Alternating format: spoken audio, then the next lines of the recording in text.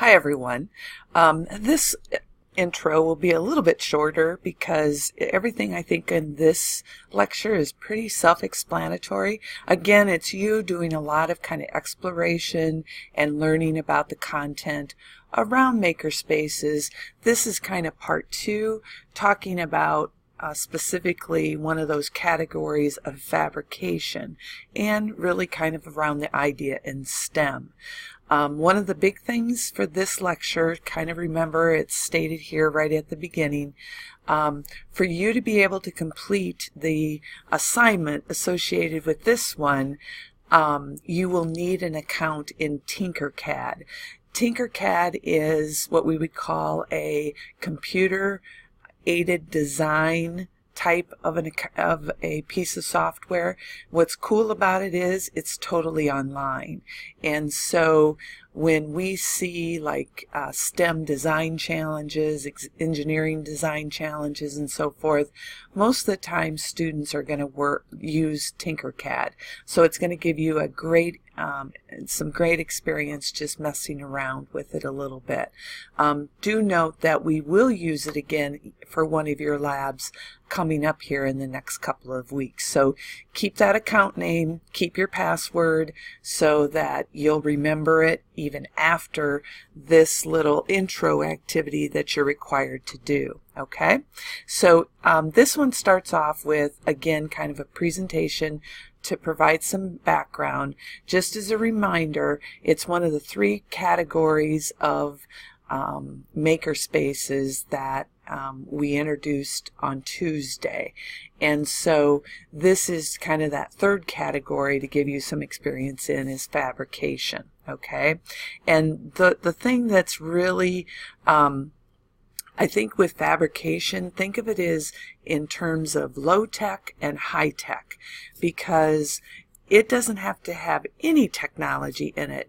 Students can create with cardboard, they can create with paper, you don't need to have the technology with it. So I think another way to think about it then is that high tech, and that would be more like 3D printing, building things that you would need then the technology in order to do it. So I think this is a very broad categorization of things that can happen in which students, again, are just creating, tinkering, but with different devices and how they do it. Okay, so really it's pretty couple of articles here, video. Okay, another kind of short readings here.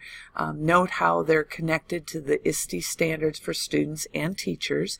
And then the big thing is kind of this assignment in which you'll use Tinkercad to build a gear with 8 teeth. Now, just so that you don't panic, what this screencast is, it's a screencast showing you or trying to give you like step by step. You got to follow the screen.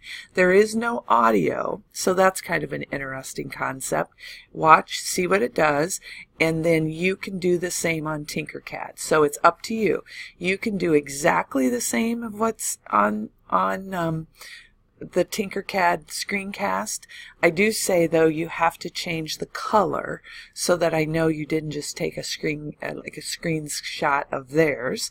So you have to do a color one, and if you feel like, you know what, I could do something a little bit different, I get this, try a gear with 10 teeth, and that would be great. Okay, do note that for this one, I know that you have your online lab due on Friday, so this one will be due Sunday by 9 o'clock. Okay, again, I just kind of want it to get it off your plate. It really won't take you that long once you get into it and stuff, I think.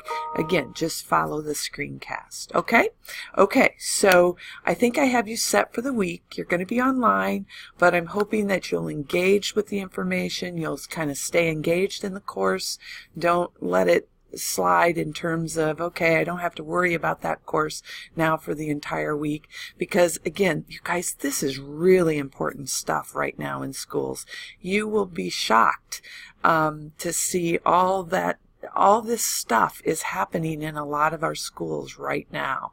And so I want to make sure that, when you guys are out of here in 2 and 3 years, what's it going to look like then? Okay, so keeping up with this stuff is very, very important, because these are the kinds of experiences that I truly believe our students of the future need. It's just very engaging. It has them thinking. It has them doing some computational thinking kinds of things. So it really puts them to the task. Okay, so thanks for your patience, and I look forward to catching up with you when I return the 1st of April. Okay, thanks a lot, you guys.